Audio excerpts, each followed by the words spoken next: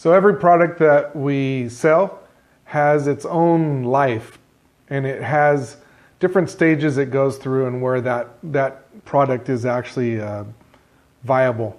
And there are 4 stages that every product goes through. The first one is the introduction stage, the second is the growth stage, then maturity stage, and finally the decline stage. And so every product as we develop it has a life of its own, and it can have a varying amount of years that it could be viable in.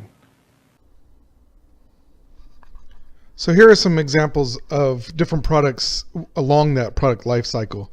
As we see here on the far right, CD players. There are very few people nowadays that are purchasing CD players, portable CD players.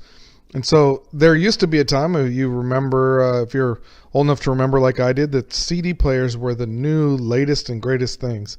It was amazing that we no longer had to fast forward through our cassette tapes, but we could skip to the next track. And it was amazing, but the market for CD players is not as big as it used to be. And so just from this chart here, what you see is when the product first starts out, it costs a lot of money to create, and the profits are negative for a while until the product gets into that growth stage, and it really starts rocketing, and the sales really increase and the profits increase as well. But as the profits and the sales begin to decline, the profits go down as well, to the point that it's no longer profitable for somebody to make CD players, and so they stop making them. So this chart's a little outdated, but you can see here this is an iPod, and an iPod is somewhat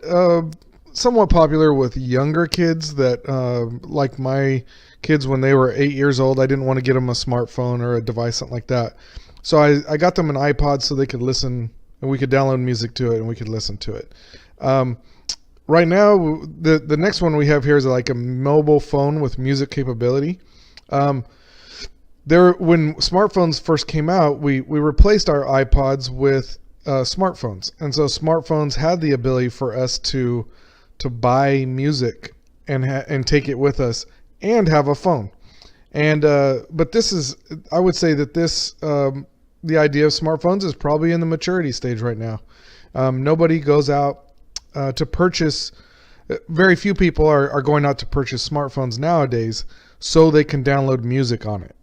Most of us are now using some sort of cloud storage service, some way to access our files on the internet. The only problem with that is that when we go to the mountains, we get out of cell service, we don't have access to our stuff. But this is a great chart that describes how products move through that life cycle to a point where it's just time to stop making that product. And now we need to think about what is the need that we're trying to fill, and we can fill it with a different product now.